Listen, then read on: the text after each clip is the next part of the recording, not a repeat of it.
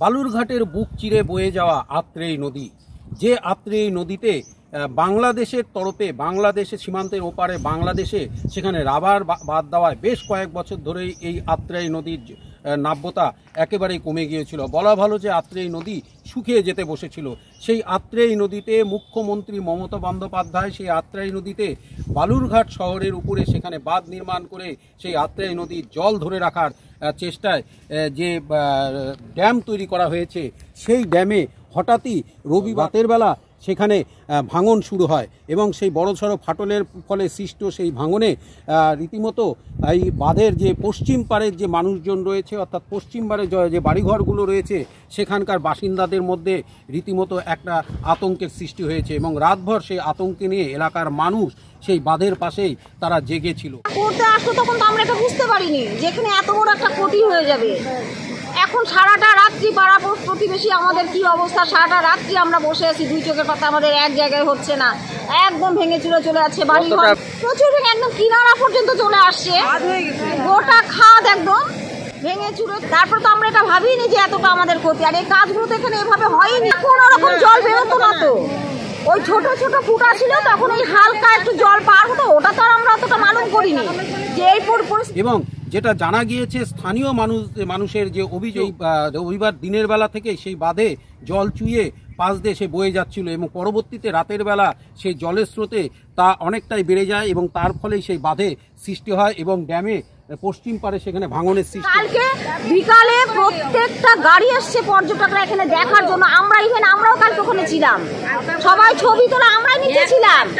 এটা যে রাত্রি 9টায় যেটা হয়েছে সেটা যদি কালকে দিনে হতো, প্রচুর জেলেরা মরতো, প্রতিবেশীরা মরতো, আমরা মরে যেতাম, সত্যি কালকে মরে যেতাম। কালকে যত গাড়ি আসছে রবিবার সবাই কালকে দেখার জন্য এখানে আসছে, কিন্তু এটা কি পরিস্থিতি এখন আমাদের তো জীবন।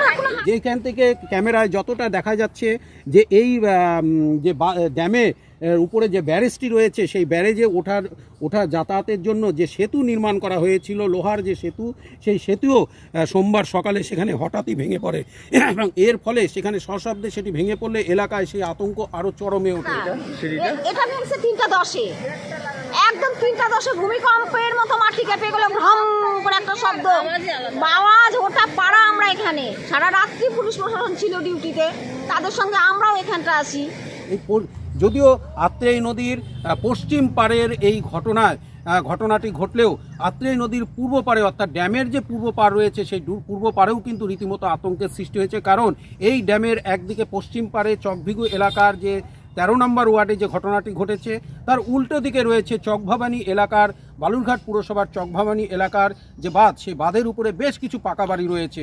পশ্চিম পাড়ের এই ঘটনায় পূর্ব পাড়েও তার আতঙ্ক এক প্রকার বলতে গেলে ছড়িয়ে পড়েছে। কারণ এখানেও যদি এই একই রকমভাবে যদি কোনো সময় যদি ফাটল শুরু হয় তাহলে প্রচুর বাড়ি ঘর ক্ষতিগ্রস্ত হবে, এমনকি বাঁধটিও ভেঙেছে। আমাদের এই পাড়েও এখন আতঙ্কে তো আছি অবশ্যই। এই নিম্নমানের, কতটা নিম্নমানের কাজ হলে পরে এই কাণ্ডটা হতে পারে। এপারে যদি ভেঙে যায় তখন কী হবে? ওইপারটা তো ভেঙেছে, ওইপারটা তো গেছে, এপারটাও ভাঙতে পারে। এখন এইটাকে যুদ্ধকালীন তৎপরতায় ঠিক করা উচিত, নইলে পরে আমরাও হয়তো কোনদিন এখানে ভেঙে ঢুকে যাবো, কোনদিন আপনার জল ঢুকে বসে থাকবে।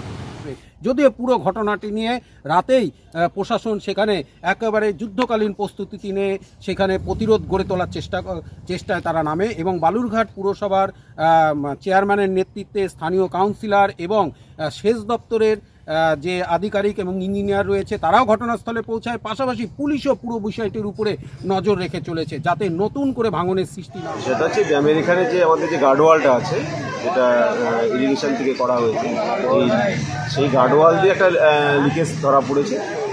স্বাভাবিকভাবেই সঙ্গে সঙ্গে তৎক্ষণাৎ জেলা প্রশাসন এবং অ্যাসিস্ট্যান্ট ইঞ্জিনিয়ার ইরিগেশনের যিনি রয়েছেন তাকে খবর দিয়েছে। আমি নিজে স্পটে এসেছি, অলরেডি সমস্ত গেটগুলোই তারা খুলে দিয়েছে, ওনারা বিষয়টা দেখছেন। তো স্বাভাবিকভাবেই এখন আর সেই ধরনের সমস্যা নেই, তারা ব্যাপারটাকে টেক ওভার করে নিয়েছে এবং এটা তাদের যে শিডিউল ওয়ার্কের মধ্যে বিষয়গুলো থাকে সেগুলো তারা করবেন এবং করছেন, আপনারা দেখছেন। যে সমস্যাটা হয়েছিল তারা অলরেডি টেক ওভার করেছে, পুলিশ প্রশাসনও এসেছেন, আইসি সাহেব নিজে এসেছেন, আমিও নিজে এসেছি, এলাকার কাউন্সিলর আছেন এবং স্বাভাবিকভাবে আমি আপনাদের মাধ্যমে জানাতে চাই যে আতঙ্কের বিষয় কিছু নেই। ওনারা এই বিষয়গুলোকে যা প্রয়োজনীয় পদক্ষেপ গ্রহণ করার আছে তারা তাদের ডিপার্টমেন্টালগত সমস্ত দিক দিয়েই তারা রেডি আছেন। আপনাদের মাধ্যমে জানাতে চাই যেখানে আতঙ্কের কিছু বিষয় নেই, তারা সমস্ত বিষয়টাকে টেক ওভার করে। এবং সোমবার সকাল থেকে সেখানে বালির বস্তা দিয়ে প্রাথমিকভাবে প্রতিরোধ গড়ে তোলা হয়েছে এবং জলটিকে নিয়ন্ত্রণে আনার পর সেই বাঁধের নতুন করে সেই বাঁধের মেরামতির কাজ শুরু হবে। সেটা নিয়ে যাতে মানুষের মধ্যে আতঙ্ক না ছড়ায় তা নিয়েও এলাকার প্রশাসনের তরফ থেকে এলাকায় প্রচার চালানো হচ্ছে এবং মানুষকে আশ্বস্ত করা হচ্ছে। পুরো ঘটনাটি নিয়ে ইতিমধ্যেই রাজনৈতিক মহলেও একটি চাপানোতর তৈরি হয়েছে। এলাকার সাংসদ তথা বিজেপির রাজ্য সভাপতি সুকান্ত মজুমদার সোশ্যাল মিডিয়ায় পুরো বিষয়টি নিয়ে কটাক্ষ করেছেন এবং তিনি এ বিষয়ে দুর্নীতির অভিযোগও তিনি তুলেছেন।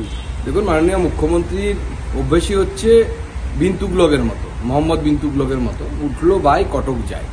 ওনার মনে হয়েছিল ওখানে একটা বাঁধ বানাতে হবে, বানিয়ে দিলেন। তার জন্য যা যা পরীক্ষা দরকার, এক্সপার্টদের মতামত দরকার, কোনো মতামতই নেননি কোন জায়গায় বাঁধটা করতে হবে। আর তারপরে তো কাটমানি আছে, কাটমানি খেয়েছে দিদিমণির লোকেরা, বাঁধ ভেঙে গেছে। কলকাতায় একের পর এক বাড়ি ভাঙছে, বাড়ি হেলে যাচ্ছে, সেরকম বাঁধও হেলে গেল। সরকারটাই তো হেলে গেছে, সরকারটাই দুদিন পর এবে উড়ে চলে যাবে। যদিও সেই অভিযোগ পুরোপুরি মিথ্যে, ভিত্তিহীন এবং সম্পূর্ণ রাজনৈতিক উদ্দেশ্য প্রণোদিত বলেই তৃণমূলের তরফ থেকে পাল্টা দাবি করা হয়েছে। ইঞ্জিনিয়ারিং সাবজেক্টটাও যে ওনার জানা আছে আমার জানা নেই, হ্যাঁ, তাহলে ওনাকে ইঞ্জিনিয়ারই বলতে হবে। যাই হোক, উনি যখন বলছেন সবটাই উনি প্রচারের স্বার্থে বলছেন। ব্যাপারটা খতিয়ে দেখছে প্রশাসন কেন এই ধরনের ঘটনা হলো, হ্যাঁ, তারপরে যা প্রশাসন ব্যবস্থা নেবে তো হতেই পারে, না হওয়ার তো কিছু নেই। জলের একটা শক্তি থাকে, নিজস্ব শক্তি থাকে, সেই শক্তি অনুযায়ী হয়েছে কিনা বা হয়নি সেটা তো বিচার এখনও খতিয়ে দেখবে এখন প্রশাসন। উনি এরকম কটাক্ষ করলেই তো হবে না, কোথাও ঝুলে পড়ছে আমরাও তো দেখছি। এই তো কুম্ভে এত লোক মারা গেল, সাপ্রেস করলেন কেন? সোমবার সকাল থেকে সেই বাঁধে মেরামতির কাজ শুরু হয়েছে এবং বালির বস্তা দিয়ে প্রাথমিকভাবে সেই ভাঙন প্রতিরোধ করার চেষ্টা চলছে।